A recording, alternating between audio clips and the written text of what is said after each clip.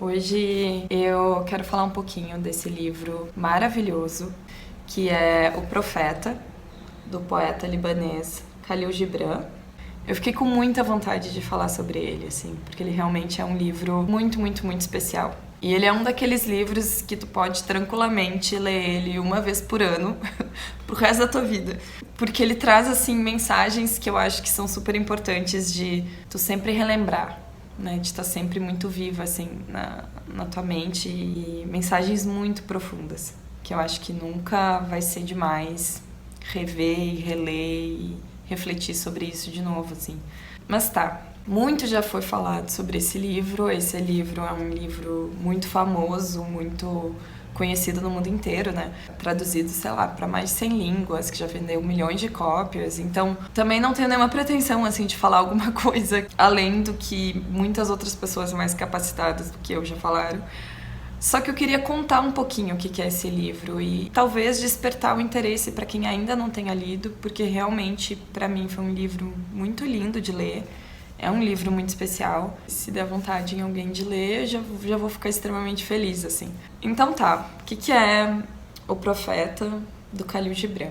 O Khalil Gibran, ele é um poeta libanês. Ele viveu grande parte da vida dele nos Estados Unidos, em Nova York, se eu não me engano. E ele publicou O Profeta em 1923, por aí. Então não é um livro super antigo, por mais que ele tenha um tom e a forma, assim, como ele é construído, ele lembra livros mais, tipo, contos budistas, contos hindus, porque ele tem uma estrutura, assim, parecido com o Siddhartha, do Hermann Hesse, de trazer essas verdades profundas através de uma história que vai acessando, assim, algumas reflexões. E ele transporta também para esse tempo mais antigo e sem época, assim, de um profeta em uma cidade. Enfim, ele traz, então, um pouco esse clima, essa magia, assim, de um conto mais antigo, por mais que ele não seja um livro tão antigo em si. E o Khalil Gibran, ele é um autor também muito especial, porque ele utilizou a escrita dele e os poemas dele e alguns livros que ele publicou como um veículo para trazer mensagens que ele realmente achava que eram muito importantes, assim, de trazer para a vida. Então ele foi alguém que estudou muito, ele era alguém que meditava muito, que tinha, assim, um grande contato com questões mais espirituais, e através da escrita ele quis trazer algumas coisas que ele foi aprendendo na vida e com grandes mestres que ele teve e tudo mais, para mais pessoas. Então todos os livros dele têm uma intenção muito grande, têm uma profundidade muito grande e são muito bonitos, assim, são sempre... Ele escreve também de uma forma muito bonita. Mas beleza, o que é a história do Profeta? O que esse livro nos conta, assim, de uma forma geral? Esse livro é todo simbólico e nada tá ali por acaso, assim. Então toda a construção, o que ele vai contando, assim, como ele vai montando a história, não tá ali por acaso. Então basicamente o que ele nos conta é que em uma cidade existia um profeta que ficou nessa cidade durante 12 anos.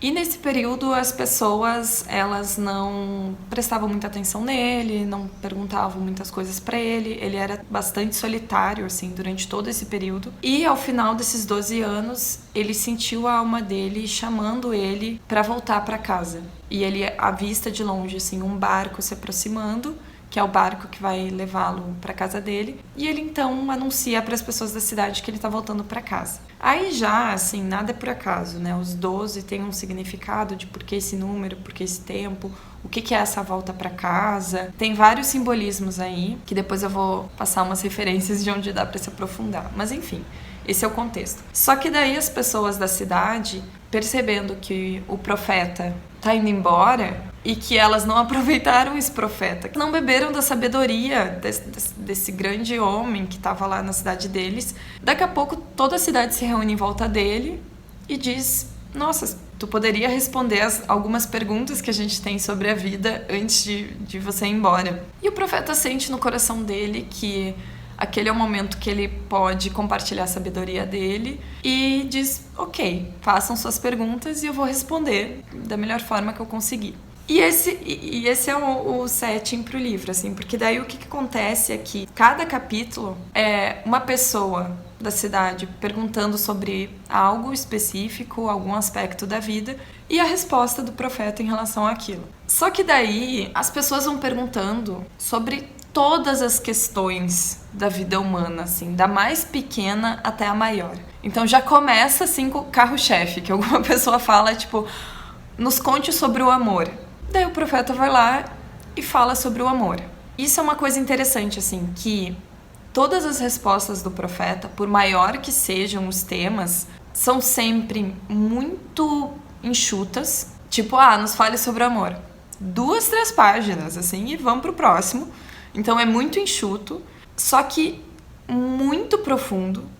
Então, assim, tem ali material para tu refletir durante bastante tempo em cada um desses trechinhos, que no geral são muito curtos. Tem algumas partes que é tipo 2 parágrafos, assim.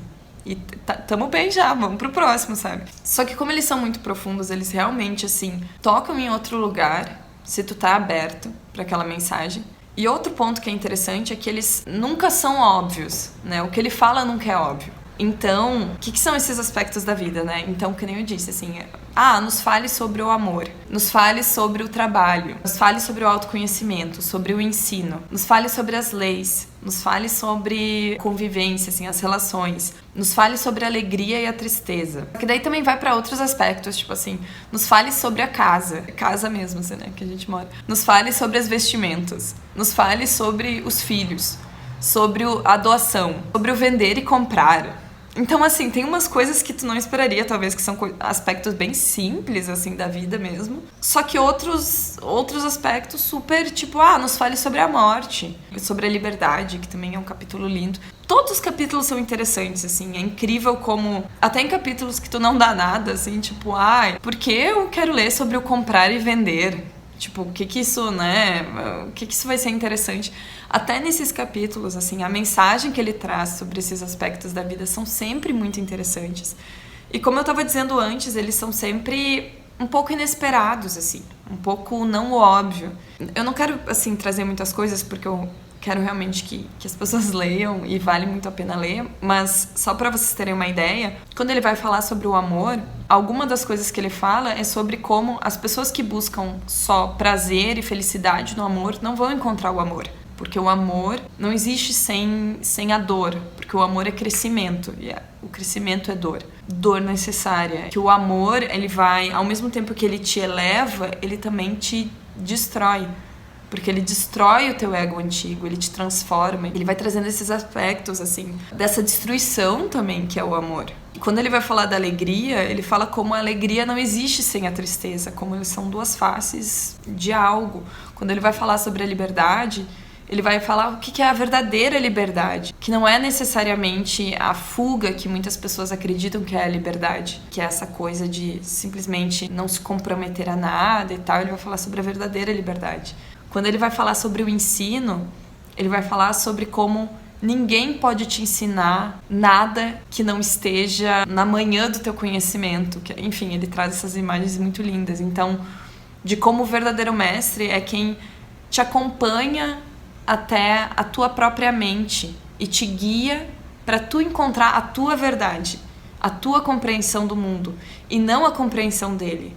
Não te falar sobre a sabedoria dele, porque cada pessoa vai encontrar a sua compreensão do mundo. E o verdadeiro mestre é quem te guia para essa autonomia.